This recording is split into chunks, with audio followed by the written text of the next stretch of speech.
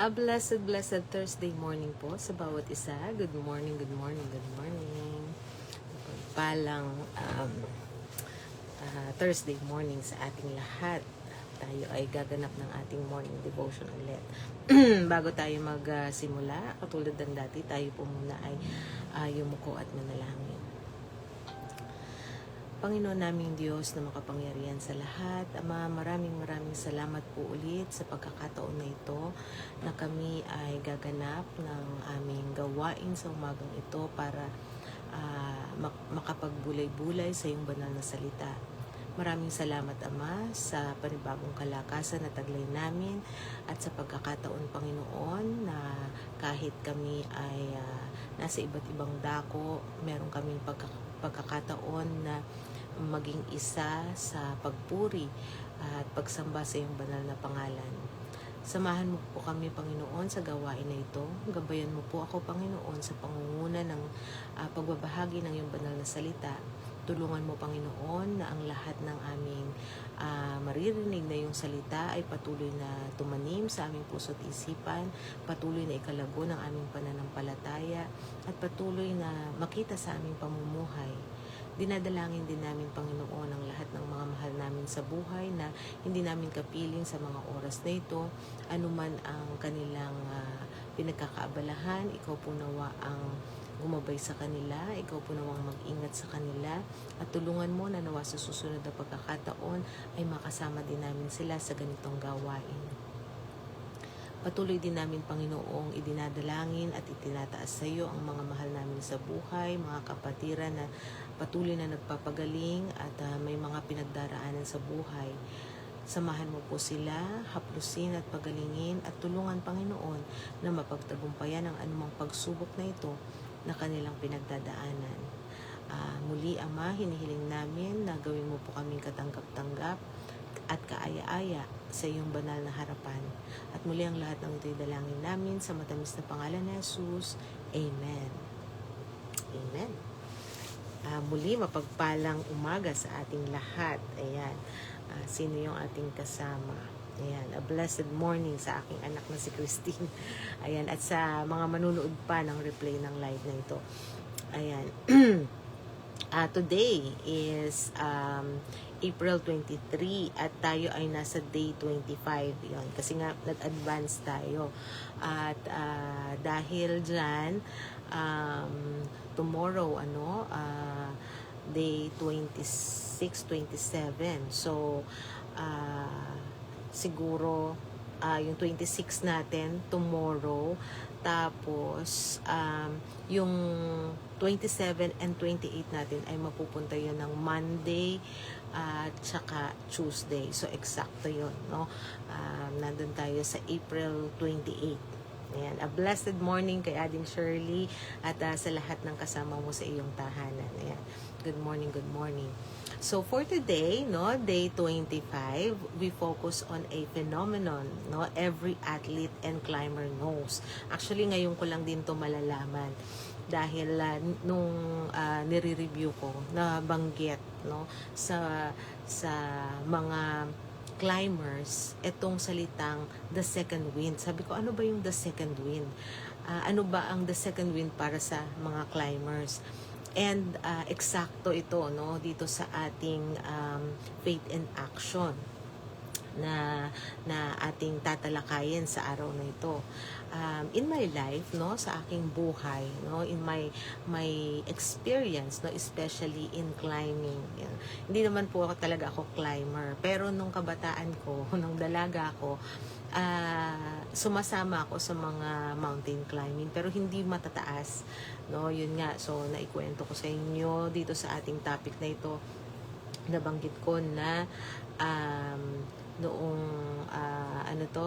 youth camp, nung first attend ko ng youth camp sa Baguio, may inakyat kaming bundok.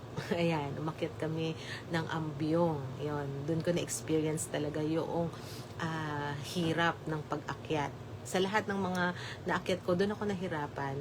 Alam kong merong ibang daan, pero talagang doon nila kami dinaan kasi para talagang maglalambitin ka. So, yun yung na-experience ko doon. At siguro nagpapasalamat ako nung na-experience ko yun, ay bata pa ako, kaya nakayanan ko siya. Pero, nung mga sumunod na, no, nung ako ay nasa college na, meron akong Montalban experience. Hindi naman ito ganun kataas. Pero, very, ano ba tawag doon? Makitid. Makitid yung daanan. Pag konting maling hakbang mo lang, bangin na. Yan. So, ewan ko lang ngayon kung naayos na yun. So, back in the days pa na ako ay nasa college. Yung mga ibang mga bundok na naakyat ko is medyo mabababa lang naman. Dito sa may Makiling, ano pa ba, yung noon nagpupunta kami sa may Maria Aurora, so meron din kami mga inaakyat-akyat na mga bundok dyan. Pero nito, no, dito sa edad ko na I'm about to turn 50 nung time na umakyat ako sa bundok ng Gabaldon. Ayan. So, this is the miraculous moment, no, where just when I thought, no, yung high blood, kasi nagme-maintenance ako para sa aking high blood, no, at saka yung pagod ng legs ko, no, I thought na I would force, no, to stop. Yan, a sudden burst of energy, no, comes out of nowhere. Na yun pala yung tinatawag na second wind ng mga climber, no? Yung mga tipong hirap na hirap ka ng humakbang. Pero ayan na kasi, malapit na. Ayan, so, since nakikita mo na siya, kahit hirap na hirap ka ng humakbang, nahakbang mo. Yung bigla kang, parang wala ka ng energy, bigla kang nagkaroon. So, yun pala yung sinasabing the second wind. Inano ko rin siya, ni-research ko rin siya. Bakit nagkakaroon ng ganong reaction ang mga tao pagka umaakyat ng bundok? Yung mga tipong parang ubos na yung energy and then suddenly bigla kang nagkakaroon ng energy. Meron palang, sabi nila, psychological din daw yun. No? Pagka nakita mo na kasi na eto na, no, bigla kang mabubuhayan ng loob. Pagka nakita mo na malapit ka na, bigla kang ibubuhos mo na, no, yung energy mo to the point na parang bigla kang nakahinga, bigla kang na-relax, biglang nawala yung pagod mo, bigla kang na-renew, parang ganon, na hindi mo alam kung saan nanggaling yung renewal na yon. Yun yung tinatawag na the second wind. Pero sabi ng mga scientists, no, meron daw kasing nilalabas na energy, no, endorphin ba yun, na yung ating katawan once na galing tayo sa hirap, tapos bigla mong nakita na eto na yung mararating mo. Yun, so bigla ka palang magkakaroon ng ganong energy. Na sa mga climbers, tinatawag nila itong the second wind. Again, bibigkasin ko ng tama, the second wind. Ayan. Hindi the second wind. Kasi parang nabigkas ko yata kanina, the second wind. Hindi, the second wind, yung hangin. Parang blow of the wind. Parang ganon. So, it's not, it's not physical. It's spiritual para sa atin, no? Itong binabanggit ko rito na second wind. It's the moment, no? God strength takes over when ours ended. Yan. So, in my Gabaldon climb, I had to adjust my pace, no, for my heart and my breath.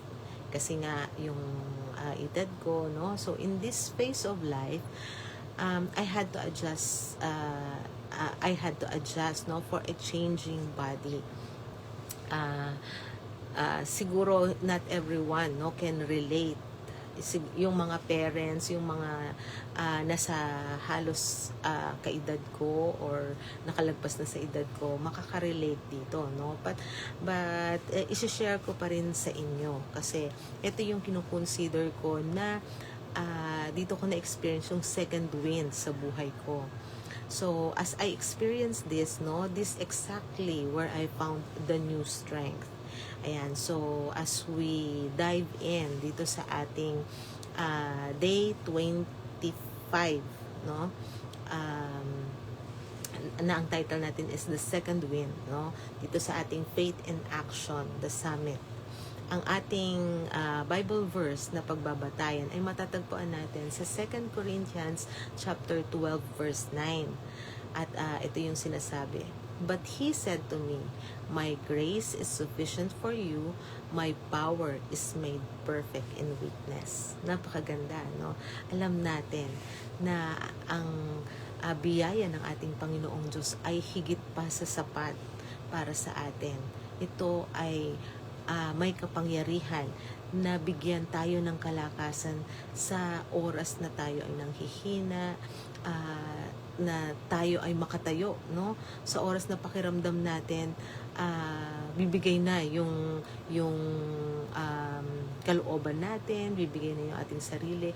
Ito ang salita ng ating Panginoong Diyos, ang presensya niya sa buhay natin. Ito yung second wind natin. Ito yung magpupush sa atin. Kung pakiramdam na natin ay parang hindi na natin kaya pang humakbang. Ayan. So, bago ako sumapit, no, sa edad na 50, dumaan ako sa napakaraming pagsubok, lalo na pagdating sa kalusugan.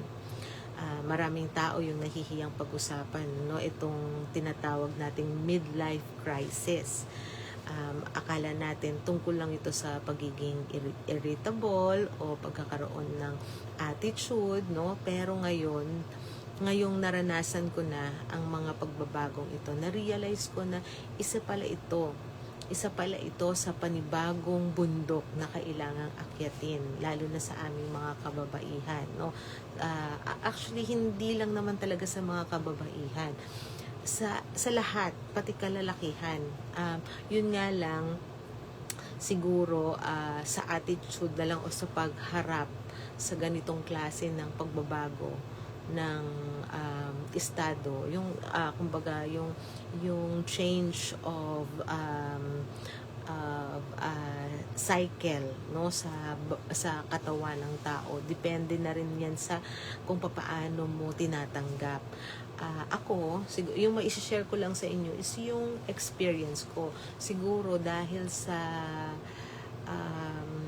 dati hindi ko naiisip, no, na ganito pala, naririnig ko lang na pag edad mo ng ganito, manghihina ka na, or magiging makakalimutin ka, magiging irritable ka, or mahihirapan kang matulog, yung mga ganon, naririnig ko lang.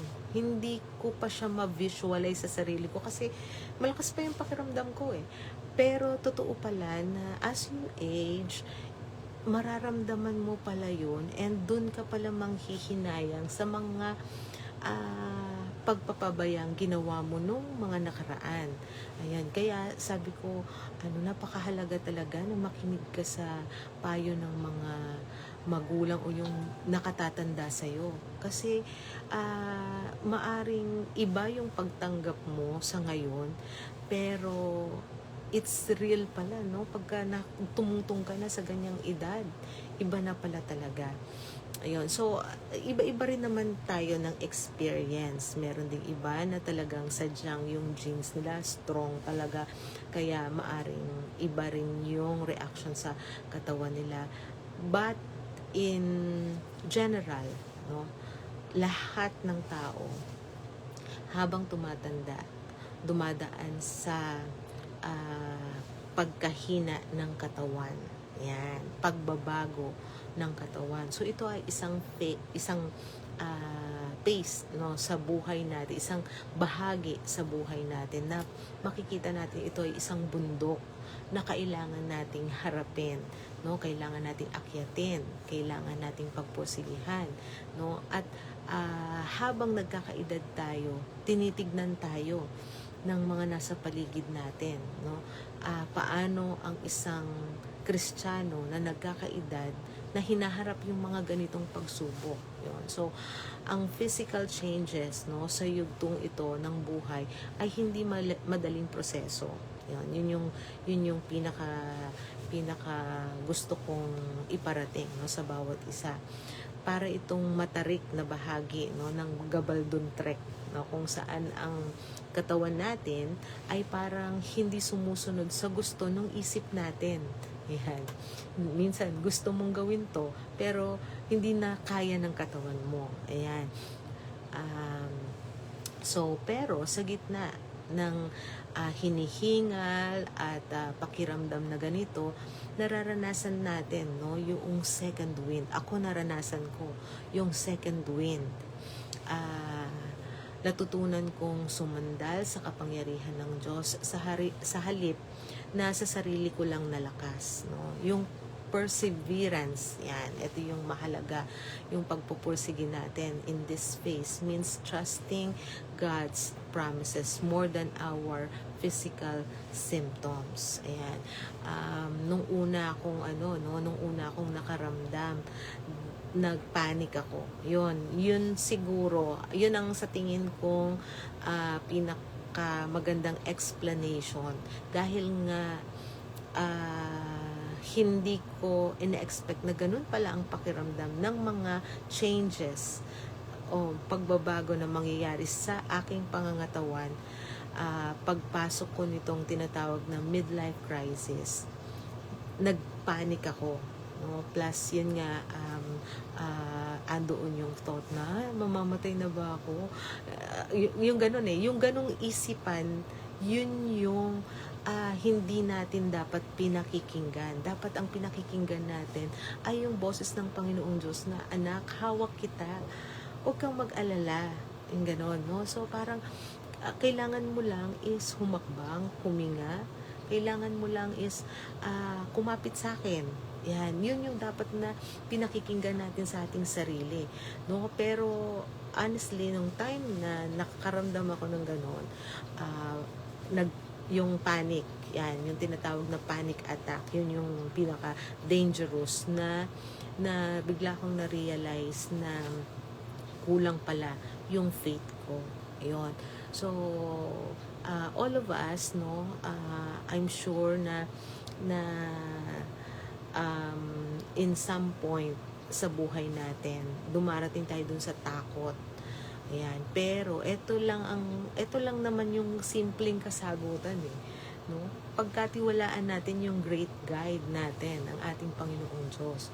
So in this phase means, no, yung perseverance natin dito, in this phase means, no, trusting God's promises more than our physical symptoms, no?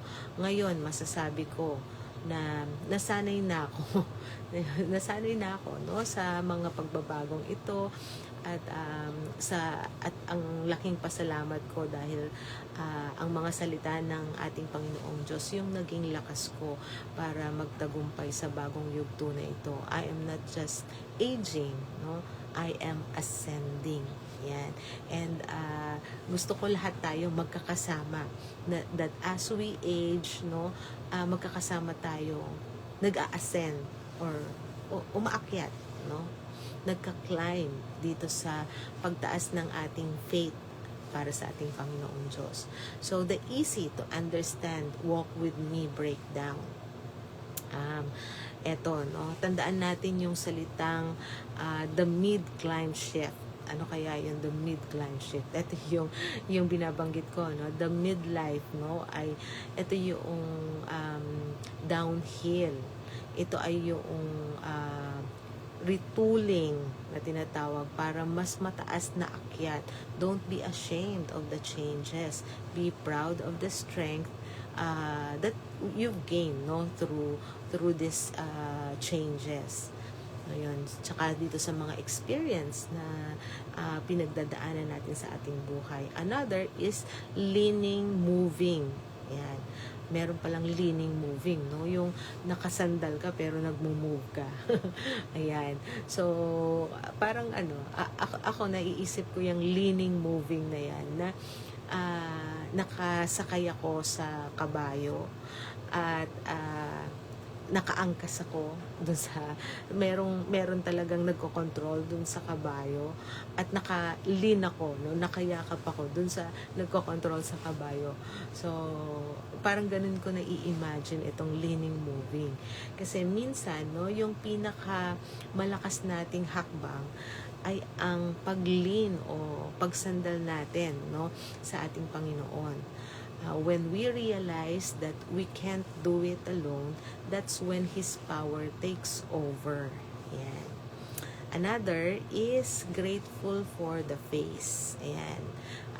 Magpasalamat tayo, no, dito sa yugto na ito ng buhay natin, no. Success is a new phase of life, no. So it is measured by how much more we depend on God's word than when we did in the last one. So habang tayo ay nakasandal sa ating Panginoong Diyos, no, tandaan natin, no, na tayo ay nasa winning side, no. Ang success ay andyan, no.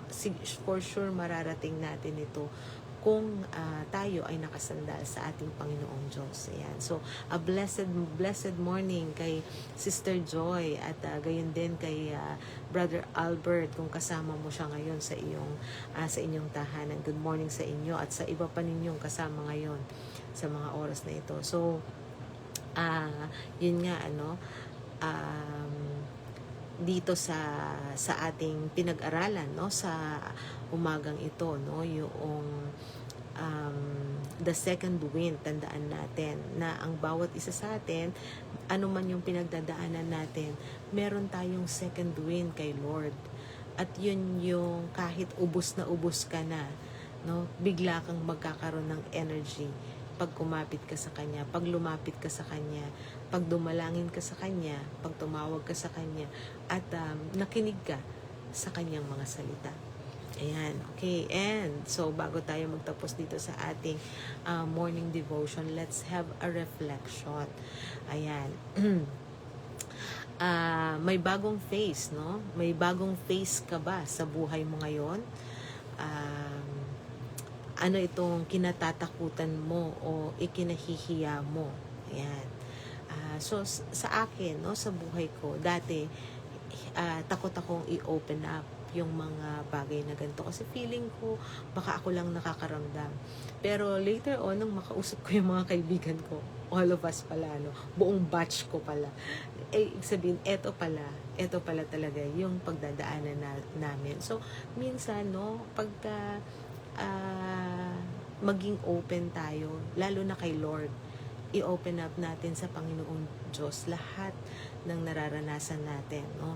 Doon nag-uumpisa ang healing natin, no? At doon tayo nagkakaroon nitong second wind o pagbabalik ng kalakasan natin, yung feeling natin ubos na, tapos na, pero meron pala tayong second wind na tinatawag. So, paano mo magagamit ang mga weaknesses o yung yugtong ito para mas makita ang second wind o ang lakas ng Panginoon sa iyong buhay? Ayan. I-share mo sa akin o i-share natin yung nararanasan natin. Dahil from there, mayroon din mai-encourage, no, sa buhay natin, sa yun nga, kung hindi ko na i-share sa mga kaibigan ko, hindi ko rin malalaman na sila pala dumadaan din sa ganung bagay. At yun, nagkakaroon kami ng exchanges of experiences, no, yung kung ano yung nag-work sa kanila, na natututunan ko rin, tinatry ko rin sa sarili ko, yung mga ganyan. And higit sa lahat, na i-share natin, no, yung strength na nagmumula sa ating Panginoong Diyos. Ayan. So, huwag tayong matakot magbahagi nitong experience na meron tayo para sa ikalalakas din ng bawat isa. Ayan. So, muli, a blessed morning po sa ating lahat. And bago tayo mag-close dito magtapos dito sa ating morning devotion sa umagang ito, tayo po muna ay yumuko at manalangin. Ama naming Diyos na makapangyarihan sa lahat, maraming salamat po sa napakagandang mga salita mo at very inspirational, Panginoon, na maalaman namin ang second wind, Panginoon, na nagmumula sa iyo. Ang kalakasan na pakiramdam namin sa una, ubos na kami. Pero yun pala, marami ka pang reserve na energy para sa bawat isa sa amin. Thank you, Lord, sa pag-ibig mo, sa iyong habag, sa iyong grasya, Panginoon, na patuloy na nagsusustain sa amin. Bigyan mo kami, Panginoon, ng kakayahan din, lakas ng loob, para ibahagi din ang mga biyayang ito na buhat sa iyo, Panginoon, sa ibang tao na nakakasalamuhan namin. Tulungan mo, Panginoon, na makahugot din sila ng lakas sa pamamagitan, Panginoon, ng mga biyayang pinagkakaloob mo sa amin. Dinadalangin namin, Panginoon, ang patuloy na paggabay mo sa lahat ng aming gagawin sa buong maghapon na ito, at hinihiling din namin na lagi mo po nawa kaming gawing karapat-dapat sa napakadami mo pong biyaya at pagpapala sa amin. Muli, ang lahat ng ito'y dalangin namin sa matamis na pangalan ni Jesus. Amen. Amen. A blessed morning po ulit sa bawat isa. And see you tomorrow. And take care. God bless.